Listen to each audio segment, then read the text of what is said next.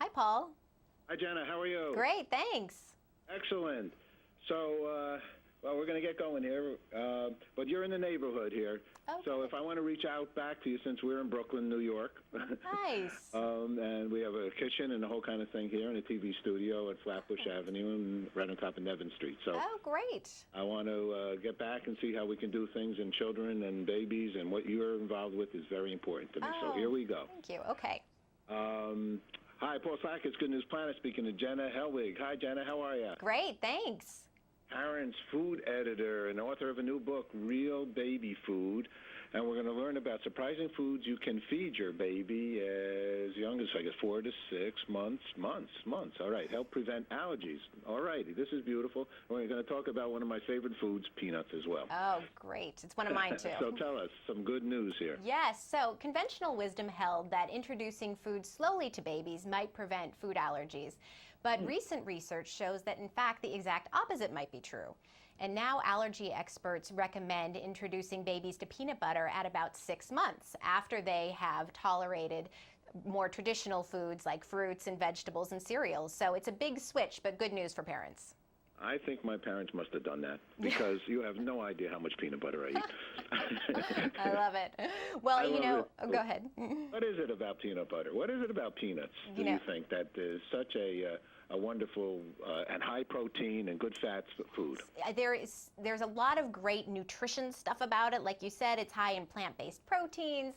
It's got a lot of vitamins and minerals, but I think that it's especially good because A, it tastes great, and B, it's so versatile. You know, I've made from my book, Real Baby Food, there's a peanut butter and peach smoothie, and that's terrific for a snack or for breakfast. But then you can also make a dip out of it for vegetables. You can mix peanut butter and Greek yogurt and coconut milk, and kids love to dip their veggies, and then they're more likely to eat them because there's peanut butter involved. Yay, all right, it's all beautiful. Now, there was some kind of a study here, LEAP study, learning early about peanut allergy.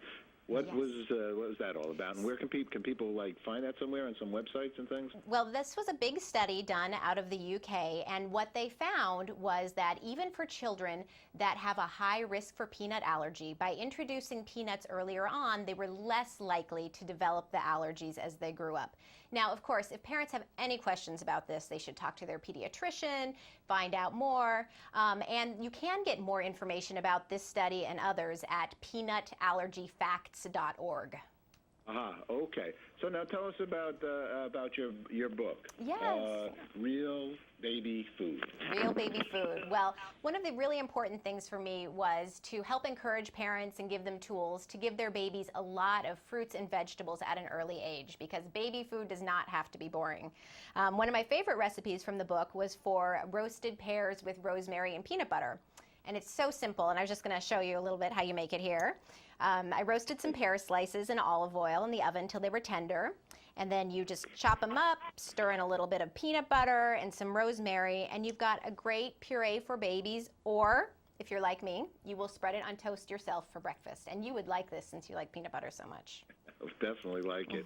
Well, you even found it. I guess you like this Rosaberry. What is that?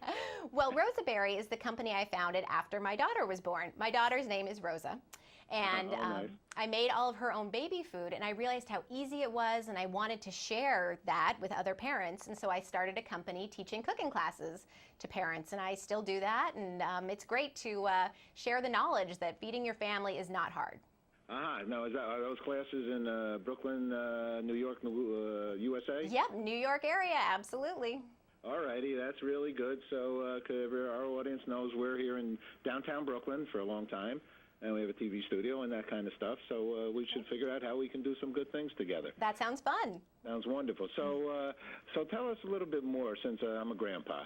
And so we got through their 5 and 8 and so on. But so what are the latest kinds of things that we should know about babies and feeding them, in addition to the things we've talked about? Yeah, so I think that, one of the things, just to touch on again, is to really provide as much variety as possible. There's been studies lately that said that the more fruits and vegetables that your children eat at an early age, the more likely they are to eat them later on. And as we all know, kids can get picky, and so any insurance we can have to help keep our kids eating healthy foods later on is a good one. Yeah. And one of the recipes that I put in the book that speaks to that is a really easy zucchini and egg puree. You just saute zucchini, add an egg, scramble it up, puree it, and serve it to baby like this. It's like baby's first omelet. It's delicious and gets them accustomed to eating this kind of fresh flavors. How to not leave out the rest of the family when making dinner for the toddler? What does that mean? Well, first of all, I think that once your baby is, a year old or a year and a half, you really want to just be making one dinner for the whole family. So there are a lot of great recipes in Real Baby Food that grown-ups and big kids like, but that you can just, doctor a little bit for the younger kids. Just mash it up a little bit or cut it up into smaller pieces. We don't want to become short order cooks for our kids because that just makes them even pickier. All right, last two quick questions. What's good news for you, Jenna? Oh, good news. Talking to you, of course. I love that there's a TV station in Brooklyn. All right, well, that is, and we have Good News Brooklyn. This will go on that as well. And last question, we're very involved with World Peace, and it's all about our children. And we have an event, actually, in Times Square, Central Park, and we're now talking about downtown Brooklyn. What's peace for you? Oh, this may sound a little corny, but it is true. Peace for me is sitting down with my husband and my daughter at the end of the day and having a nice dinner and just sharing a quiet moment together. That is peace to me. Corny is good news. We love it, Jenna. Thanks so much. Thank you. Take care. Bye. Bye-bye.